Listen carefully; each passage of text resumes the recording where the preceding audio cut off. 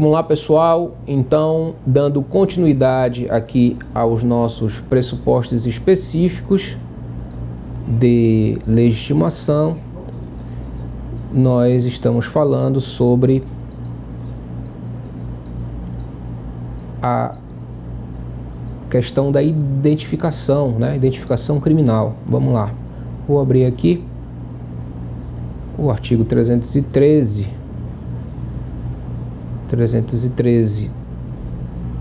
4, na tela aí para vocês. Também será admitida prisão preventiva quando houver dúvida sobre a identidade civil da pessoa ou quando não fornecer elementos suficientes para esclarecê-la, devendo o preso ser colocado imediatamente em liberdade após a identificação, salvo se outra hipótese recomendar a manutenção da medida. Vocês lembram que essa questão da identificação também está prevista na hipótese da prisão temporária, né? Também tem aqui na prisão preventiva. A Constituição diz que o civilmente identificado não passará pela identificação criminal. Isso é uma determinação constitucional. Mas nós temos a Lei 12.037 de 2009 que apresenta umas exceções para isso, em razão até da segurança social. Vou pôr na tela aí para vocês, para que a gente tome conhecimento. Artigo 3º da Lei 12.037. Hipóteses em que está autorizada a exigência de identificação criminal. Olha aí, o artigo 3º. Embora apresentado documento de identificação, poderá ocorrer identificação criminal quando o documento apresentar rasura ou tiver indício de falsificação. 2. O documento apresentado for insuficiente para identificar cabalmente o indiciado. 3. O indiciado portar documentos de identidade distintos, com informações conflitantes entre si. 4. A identificação criminal for essencial às investigações policiais, segundo o despacho da autoridade judiciária competente, que decidirá de ofício ou mediante representação da autoridade policial, do Ministério Público ou da Defesa. 5. Constar de registros policiais o uso de outros nomes diferentes ou diferentes qualificações. 6. Estado de conservação ou a distância temporal da localidade da expedição do documento apresentado impossibilite a completa identificação dos caracteres essenciais. Nossa carteira de identidade, embora ela seja um documento de identificação já pouco utilizado, porque tem a CNH, tem as carteiras de identificação profissional e tudo, enfim, mas a carteira de identidade você não pode deixar que ela passe mais de 10 anos. Primeiro, por sua alteração das características físicas, né, com o amadurecimento, e segundo, pela perda da legitimação dela, exatamente por conta dessa ideia que foi colocada aqui do estado de conservação ou a distância temporal. Tá? Agora o inciso 4, ele traz algo que foge um pouco da lógica que nós já estudamos aqui, até fugindo um pouco desse tema da identificação, voltando, fazendo um link lá com a ideia do juiz de garantias. Lá nós falamos que imperava a ideia de um sistema acusatório, por isso que a prisão preventiva, ela não mais é possível ser decretada de ofício, só é possível a decretação da prisão preventiva agora mediante representação de uma das partes. Mas aqui nesse item 4 ainda há a possibilidade de uma produção probatória, né? Então ali o juiz decidindo de ofício sobre a identificação criminal dessa pessoa. É algo que perdeu aí, está meio fora de lógica agora dentro dessa lógica acusatória, que se nós fizermos uma leitura constitucional para isso aqui, a gente retira também a possibilidade dessa imposição de ofício do magistrado à identificação criminal. Mas essa lei aqui ela foi trazida simplesmente para que você conheça as hipóteses, né, onde vai ser exigida a identificação criminal mesmo depois da identificação civil, que é o item 4º do artigo 313, que logo depois de identificado, o preso deverá ser posto em liberdade. Arnei, posso decretar uma prisão preventiva só com base no 313.4? Precisa respeitar toda a lógica argumentativa e de fundamentação, de pressupostos gerais, de teoria dos degraus, de homogeneidade, de proporcionalidade, para poder avançar com essa prisão preventiva, tá bom? Especialmente de última ratio. É óbvio que só a falta de identificação dessa pessoa em qualquer diligência ou de uma medida cautelar para que ele não se afaste ali, por exemplo, do distrito da culpa, a gente pode conseguir tempo para fazer a identificação de outra forma dessa pessoa. Então é preciso que a gente deixe sempre a prisão preventiva como uma última opção para esse controle social. Nós temos uma hipótese de vedação importante para ser mencionada, que é do 314 do Código de Processo Penal. Nós já mencionamos quando falamos ali do fumus commissi delicti, né, que é a exigência da prova da existência do crime, quando nós falamos que é preciso prova da existência de todos os elementos constitutivos ali daquele fato criminoso, o fato típico, a ilicitude e a culpabilidade. Mas o 314 ele traz para a gente que é vedado, né, a decretação da prisão preventiva quando forem verificados que o crime foi praticado por legítima defesa, por estado de necessidade, um estrito cumprimento do dever legal ou dentro da ideia, da lógica das excludentes de ilicitude. Tranquilo? Como eu falei, para não ser repetitivo mais do que eu já estou sendo, que é justamente com a intenção de fazer fixar todos esses pontos importantes para você, a prisão preventiva é preciso que também avalie se não há existência de excludentes de culpabilidade ou excludentes da tipicidade, tá? Então vamos lá. Nós temos o 312, nós temos o 313, nós temos o 314. Então a gente precisa, para decretar a prisão preventiva, a gente precisa ali de uma das hipóteses de cabimento do 313, precisa da fundamentação ali de daqueles pressupostos específicos da garantia da ordem pública, da conveniência da instituição criminal para assegurar a aplicação da lei penal, ou em caso de quebra de uma medida cautelar já pré-existente, né, que vai configurar, né, que vai concretizar o periculum libertate, e precisa também do fumus commissi delicti. Aí nós temos, depois de identificado todos os pressupostos gerais, nós teremos uma prisão preventiva legitimamente decretada. Viram como está difícil decretar uma prisão preventiva?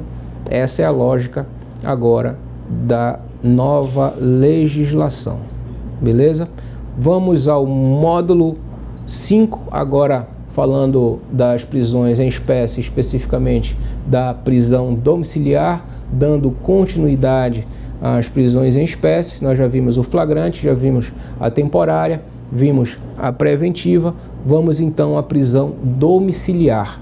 Nós já chegamos a falar um pouquinho da prisão domiciliar para você, quando lá na fase do procedimento, do interrogatório na prisão em flagrante, umas perguntinhas deveriam ser feitas para identificar se aquela pessoa ali tinha filhos pequenos, se tinha alguma doença grave. E eu falei para vocês que se o delegado não perguntar, você deveria perguntar. E se esqueceu ou se você não participou da fase do interrogatório ali na prisão em flagrante, você deveria levar isso para a audiência de custódia. Se o juiz não perguntar, você faz as perguntas necessárias para identificar ali que aquela pessoa se enquadra nas hipóteses de tipificação da prisão domiciliar, que está aqui no artigo 317 e 318 do Código de Processo Penal. Vamos lá na tela para analisar os fundamentos legais da prisão domiciliar. Artigo 317. Artigo 317, na tela: prisão domiciliar consiste no recolhimento do indiciado ou acusado em sua residência, só podendo dela ausentar-se com autorização judicial. Artigo 318. Poderá o juiz substituir a prisão preventiva pela domiciliar quando o agente for 1. Maior de 80 anos. 2. Extremamente debilitado por motivo de doença grave. 3. imprescindível aos cuidados especiais de pessoa menor de 6 anos de idade ou com deficiência. 4. Gestante. 5. Mulher com filho de até 12 anos de idade incompletos. 6. Homem, caso seja o único responsável pelos cuidados do filho de até 12 anos de idade incompletos. Tá? Essas são as hipóteses de cabimento aqui de tipicidade da prisão domiciliar, mas além dessas que estão aqui, para que a gente fale daqui a pouco um pouquinho de cada uma delas, nós já temos decisões, e para quem está atuando aí na prática criminal sabe do que eu vou falar agora, houve uma alteração jurisprudencial muito importante sobre a falta de vagas no regime semiaberto. Era muito comum acontecer da pessoa estar cumprindo a pena ali no regime fechado, né? E aí ele alcança o tempo e o bom comportamento para a progressão de regime e quando ele pensa que ele vai progredir para o regime semiaberto, é negada a progressão porque não tem vagas naquele estabelecimento prisional no regime semiaberto. Então ele acaba, mesmo já tendo os requisitos para a progressão de regime, ele acaba permanecendo em regime fechado. E isso foi apresentado como uma forma de ilegalidade, como uma arbitrariedade. Então a súmula vinculante número 56 do Supremo Tribunal Federal trouxe para a gente, vou pôr aí na tela para vocês, que é muito importante a leitura dessa súmula, que diz que a falta de estabelecimento penal adequado não autoriza a manutenção do condenado em regime penal mais gravoso, devendo-se observar, nessa hipótese, os parâmetros fixados no RE 641-320. Olha só, aí o que aconteceu? Quando essa súmula vinculante aqui entrou em vigor, passou a imperar no ordenamento jurídico, né, dessas decisões da prática criminal, os magistrados passaram a pular essa fase do semiaberto. Então, se a pessoa alcançou o requisito e o bom comportamento, o requisito objetivo, o requisito subjetivo para a progressão de regime e não tem vaga naquele estabelecimento, ele deve cumprir em regime ainda menos gravoso, mas nunca em regime mais gravoso. Então o que acontecia? O que acontecia e o que acontece?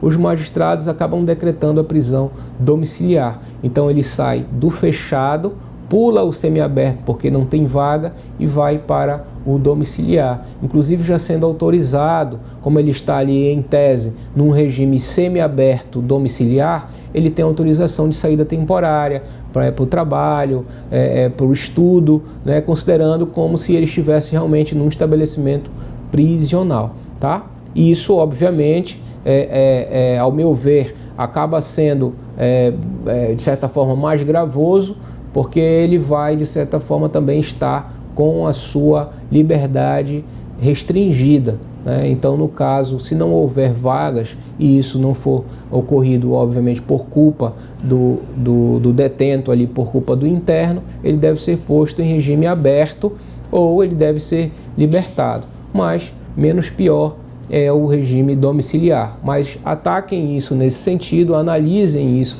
nesse sentido, para que essa prisão domiciliar também tenha a fundamentação correta, tá bom?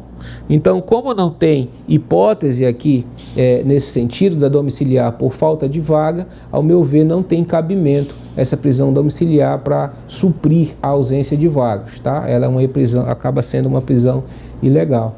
E como também não pode ficar em regime mais gravoso, ele deve ficar livre no regime aberto ou livre totalmente para garantir a sua reinserção social. Tranquilo, gente? Então aqui, maior de 80 anos, voltando aos requisitos da domiciliar. Maior de 80 anos, isso aqui é um requisito puramente cronológico. A questão da debilidade por doença grave precisa estar comprovada no processo, tá? Você precisa ali apresentar ao magistrado laudos sobre o estado de saúde daquela pessoa e, se possível, leve isso para a audiência de custódia, se for um caso de flagrante, já apresente ali durante a sua sustentação oral, durante as suas perguntas, já peça para juntar esses laudos sobre o estado de saúde do seu cliente, que certamente, se o juiz compreender ali que estarão presentes os requisitos, os pressupostos gerais e específicos da prisão preventiva, essa prisão preventiva será decretada, mas será substituída por uma prisão domiciliar em razão do estado de saúde do seu cliente. Se a mãe, se a presa estiver gestante, e aqui não tem nenhum limite sobre quantos meses de gravidez nós estamos falando, vai ter que se confiar na palavra da presa, né? E isso tudo já foi inclusive demonstrado. Eu trouxe aqui para vocês a importância da palavra da mulher, né? A palavra da presa nesse momento. Na tela aí para vocês, habeas corpus coletivo 143.641, de relatoria do ministro Ricardo Lewandowski, de 2018. Perceba que naquele momento ali do flagrante, agora estou falando, fazendo já um apanhado geral de tudo sobre o que a gente já estudou, aquele momento ali do flagrante partiu para a audiência de custódia, chegou na audiência de custódia, aquela presa vai ser entrevistada. E aí lá na entrevista deve ser feita pergunta sobre filhos menores, filho com deficiência, gravidez, principalmente se ela não estiver aparente ainda, e vai ter que ser, vai ter que imperar ali naquele momento, vai ter que prevalecer naquele momento a palavra da mulher, tá? Por conta da decisão desse habeas corpus. Esse habeas corpus aqui, falando muito rapidamente dele, foi um habeas corpus coletivo, né, que foi impetrado logo que entrou em vigor a alteração em 2011 sobre a prisão e a reforma da prisão domiciliar, entraram com esse habeas corpus coletivo para tirar do cárcere todas as mulheres que estavam grávidas, né? É aquela lei que nós falamos de políticas públicas da primeira infância e tudo, e isso tem prevalecido até hoje. Então, atenção aí, que a palavra da vítima deve prevalecer conforme essa decisão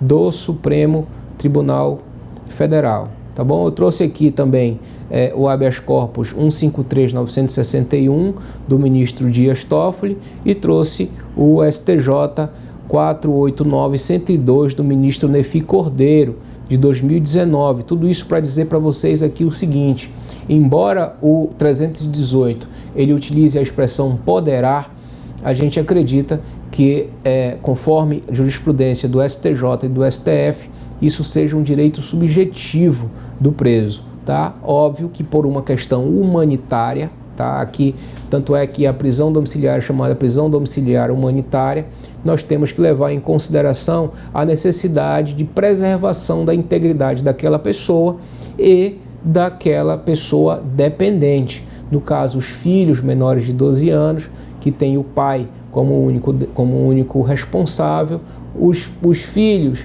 menores de 12 anos dessas mulheres e das mulheres gestantes. A pessoa que tem ali necessidade de tomar um medicamento específico, de ter uma alimentação regrada, de ter um tratamento diário da sua saúde, é óbvio que ele não terá condições de ser mantido vivo dentro do sistema carcerário, porque lá não terá atendimento específico ou especializado, melhor dizendo, para tratar a sua patologia. Então, gente, isso é uma questão realmente humanitária, e é por isso que nós acreditamos e fundamentamos, argumentando que a prisão domiciliar ela é um direito subjetivo do preso. Então, nós levamos em consideração todos aqueles pressupostos, tá bom? Óbvio que se a prisão domiciliar ela se apresenta como um direito subjetivo de substituição dessa prisão, tanto da temporária, quanto da preventiva, quanto da ideia do flagrante ali, que nós falamos que na audiência de custódia isso vai ser avaliado. Então, se ele está entrando como substituição, é porque as duas estão ali possíveis. É óbvio que o que vai fazer, o que vai atrair a tipificação da prisão domiciliar são essas condições de saúde, condições familiares que estão presentes no artigo 318.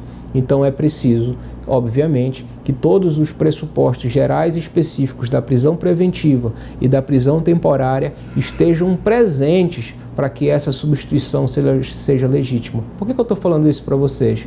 Porque se não tiverem presentes os pressupostos de legitimação da prisão preventiva, essa prisão deve ser revogada. Ele deve ser posto em liberdade plena.